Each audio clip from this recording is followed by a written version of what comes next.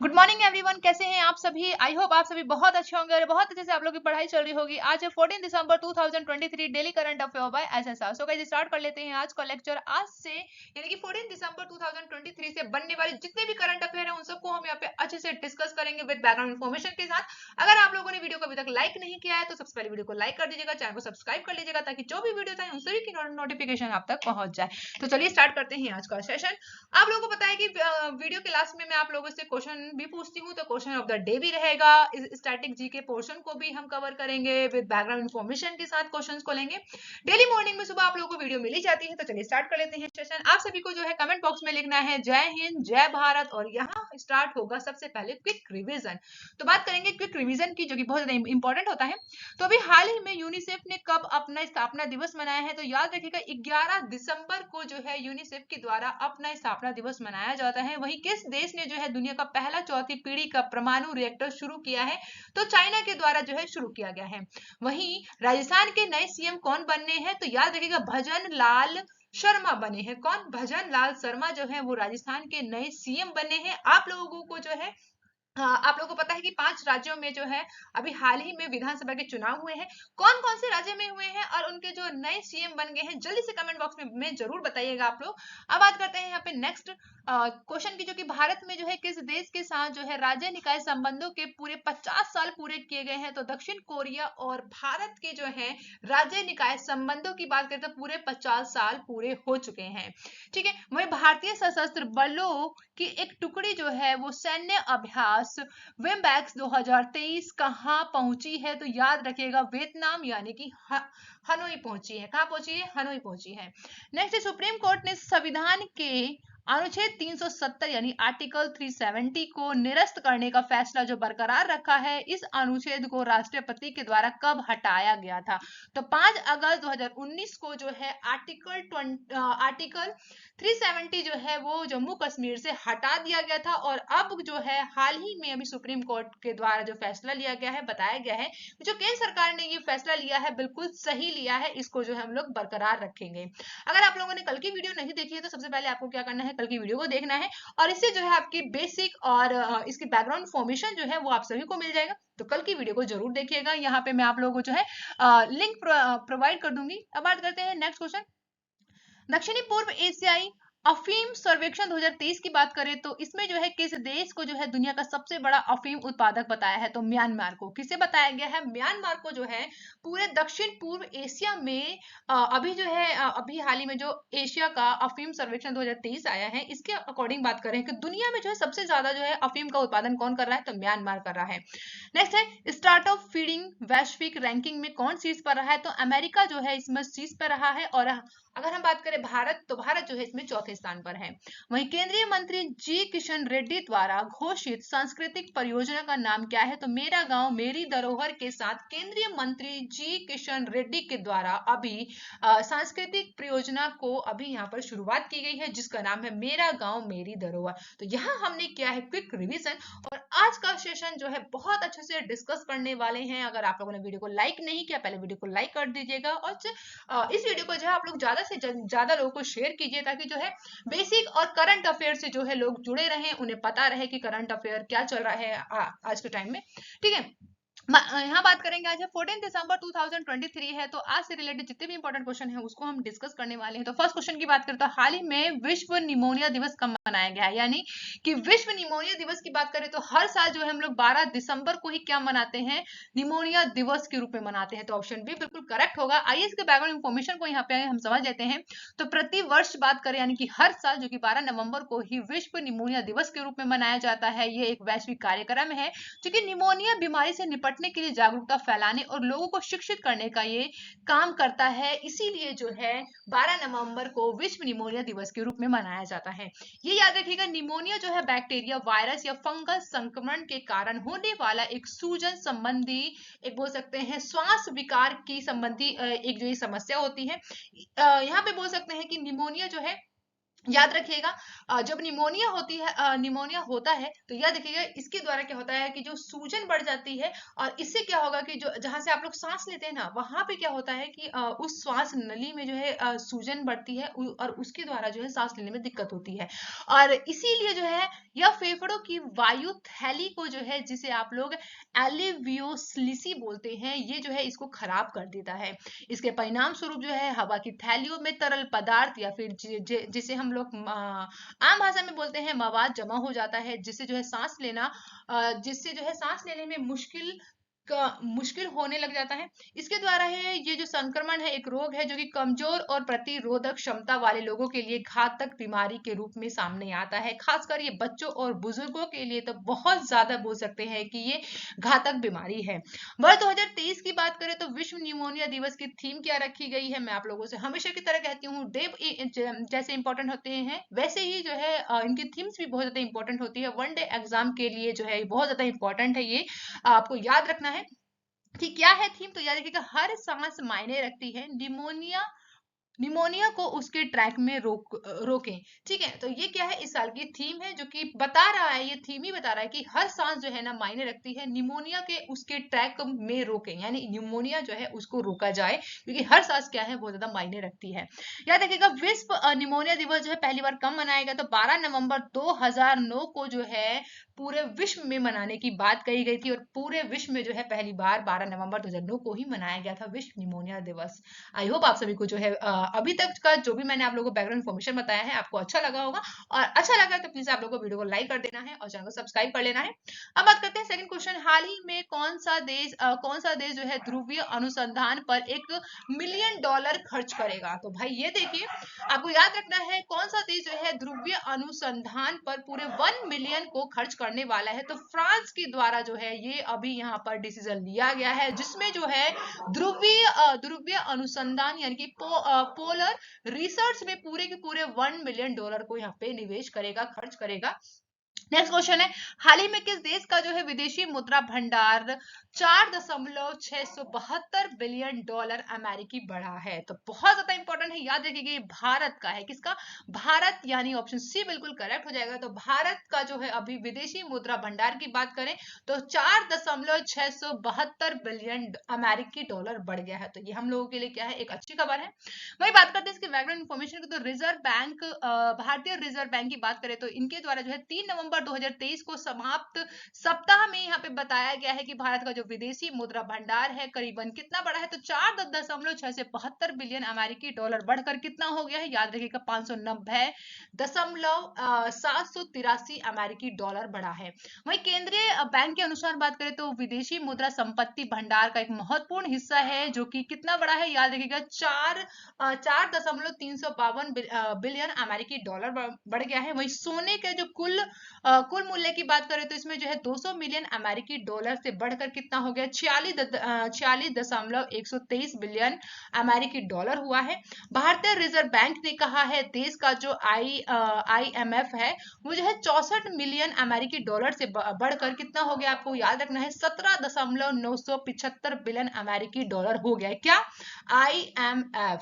ठीक है, जबकि अंतरराष्ट्रीय मुद्रा कोष के साथ इसकी आरक्षित स्थिति की बात करें तो 16 मिलियन अमेरिकी डॉलर से बढ़कर ये जो कि आपका कितना हो गया है, तो 4.789 बिलियन जो है यहाँ पर अमेरिकी डॉलर हो गया है। तो ये बहुत अच्छी गुड न्यूज बोल सकते हैं भारत की आर्थिक स्थिति के लिए, कि जो यहाँ पर जो है आपको इतना याद रखना है और जो कि बहुत ज्यादा इंपॉर्टेंट है।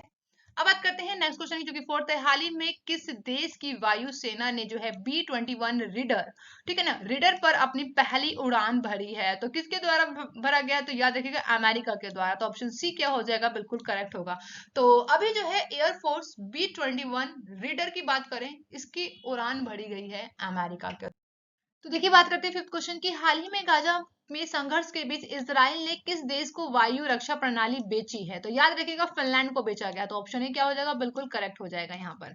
आइए बात करते हैं नेक्स्ट क्वेश्चन जो फिजिक्स है। हाल ही में किस देश के अंतरिक्ष यात्री फ्रैंक बोमैन का निधन हुआ है? तो कहाँ के हैं ये अंतरिक्ष यात्री जिनका नाम है फ्रैंक बोमैन? तो याद रखिएगा ये अमेरिका के हैं।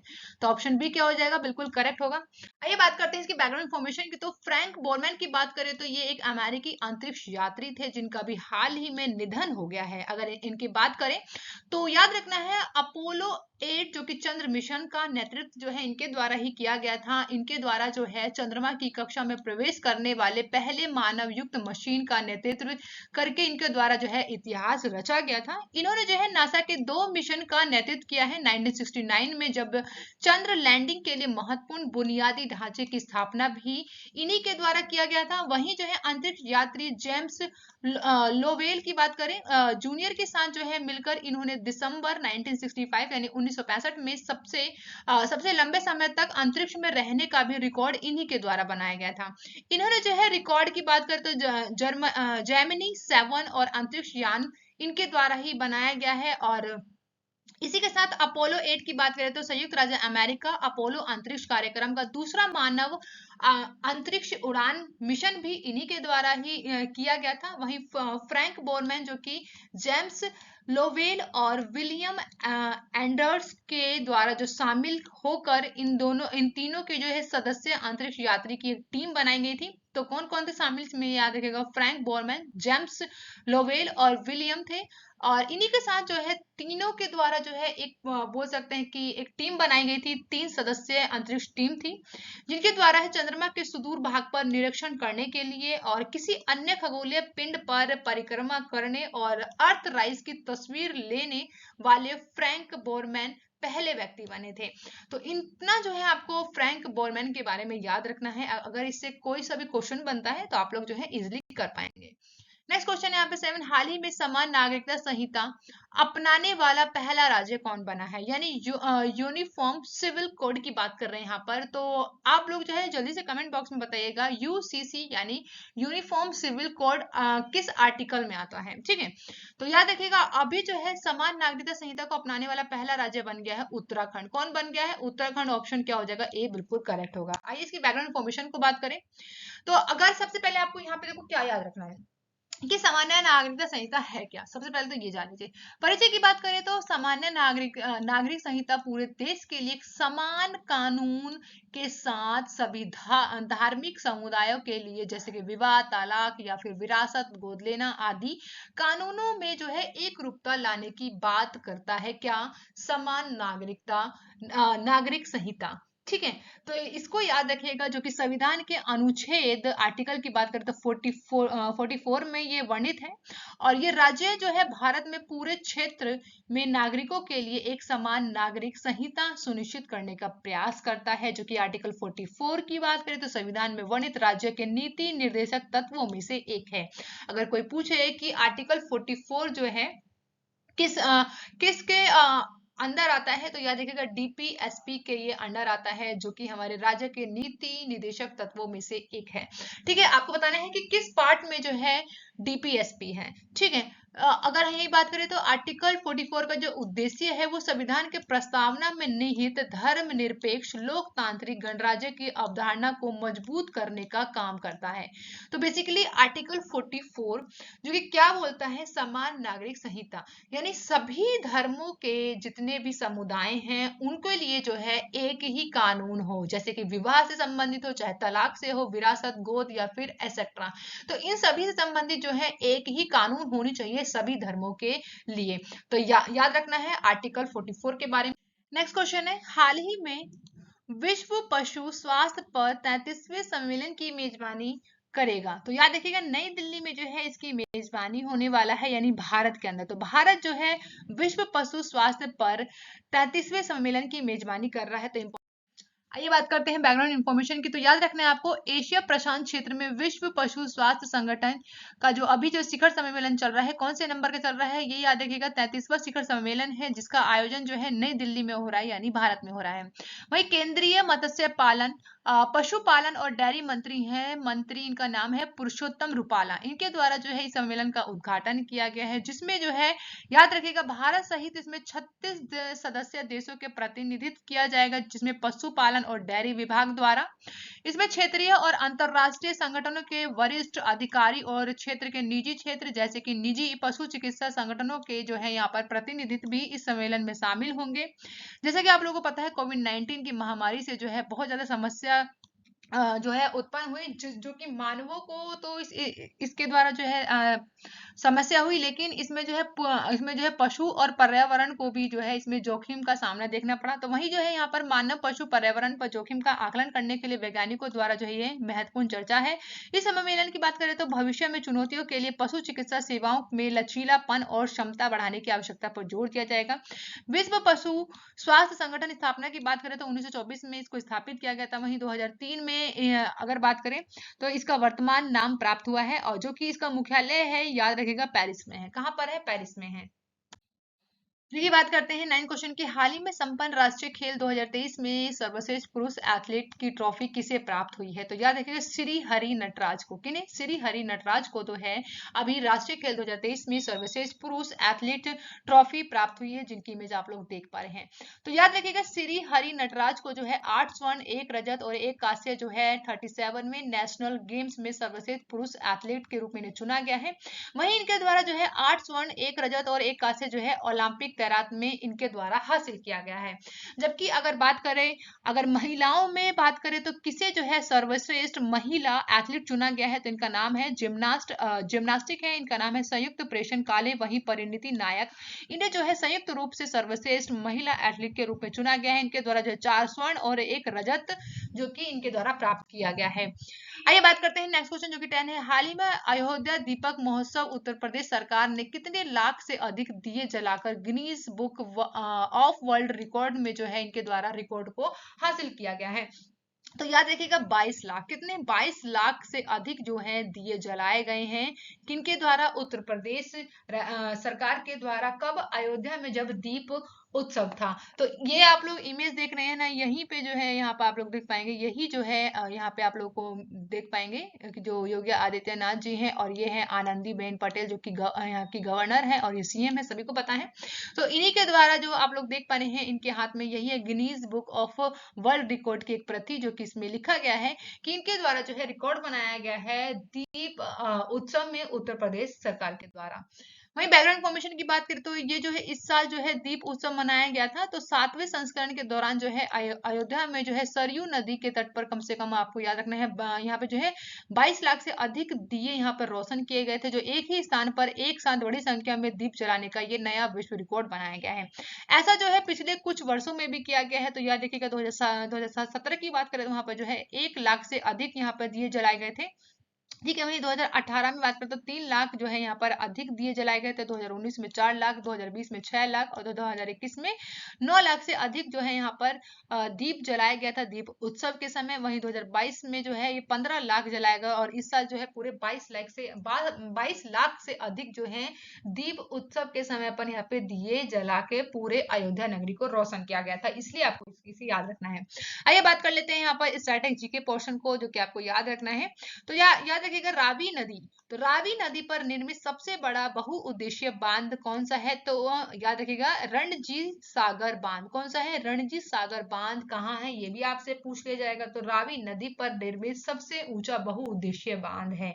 देखिए ये इंपॉर्टेंट है, क्या है? सबसे ऊंचा बहुउद्देशीय बांध जो कहाँ पर है? रावी नदी पर है। क्या नाम क्या है? रणजीत सागर बांध है। वहीं यहाँ पे याद रखना है, यहाँ पे यह है 1857। क्या है? 1857 के विद्रोह के समय भारत का वायसराय कौन था? तो कौन था? याद रखिएगा कैनिंग था।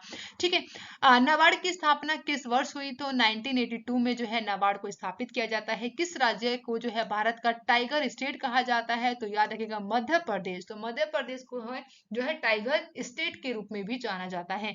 वहीं मानव अंडाणु में क्रोमोसोम की संख्या क्या है? तो यह आपको याद रखना है 46 होती हैं। कितनी होती हैं? 46 होती हैं, यानी 46 होती हैं। ओजोन परत निहित है कहाँ पर? समताप मंडल पर है। बहुत इंपॉर्टेंट क्वेश्चन है ये, जो आप लोगों को कराया जाता है। ये हर एक एग्जाम में जो है आपको याद रखिएगा। जैसे कि दिल्ली पुलिस का एग्जाम हो गया, एसएससी जीडी हो गया, जो कि वन डे एग्जाम होते हैं, उसमें जो है इस टाइप क्वेश्चन बार बार पूछे जाते हैं। तो ओजोन परत कहाँ निहित है? समताप मंडल में निहित है। किस विटामिन में जो है कोबाल्ट होता है? तो विटामिन B12 में क्या होता है? आपका कोबाल्ट होता है।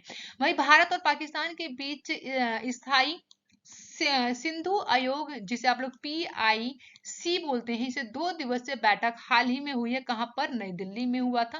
वहीं प्रथम प्रधानमंत्री कौन थे जिन्होंने संसद सत्र में उपस्थित हुए बिना ही त्याग पत्र दे दिया था? तो इनका नाम है चौधरी चरण सिंह। वहीं पुष्कर मेला याद रखिएगा कहाँ लगता है? तो ये अजमेर में लगता है, यानी राजस्थान में लगता है। तो यहाँ हमने कंप्लीट किया है स्टैटिक जीके पोर्शन। अब बात करते हैं, कल की वीडियो में मैंने आप लोगों से क्वेश्चन पूछा था, तो कल का जो क्वेश्चन ऑफ द डे था उसकी बात कर ले यहाँ पर। तो हाल ही में भारत ने जो है किस देश के साथ शिक्षा के क्षेत्र में सहयोग समझौते पर हस्ताक्षर किए हैं? तो केन्या के साथ। ठीक है, तो यहाँ पे आपको याद रखना है केन्या के साथ किया गया है। वही नेक्स्ट क्वेश्चन है, जो कि क्वेश्चन ऑफ द डे है आज का। तो याद रखिएगा, हाल ही में दक्षिण पूर्व एशिया अफीम सर्वेक्षण 2023 में किस देश को दुनिया का सबसे बड़ा अफीम उत्पादक बताया गया है? तो ऑप्शन आप सभी के सामने है। करेक्ट ऑप्शन को जो है आपको कमेंट बॉक्स में।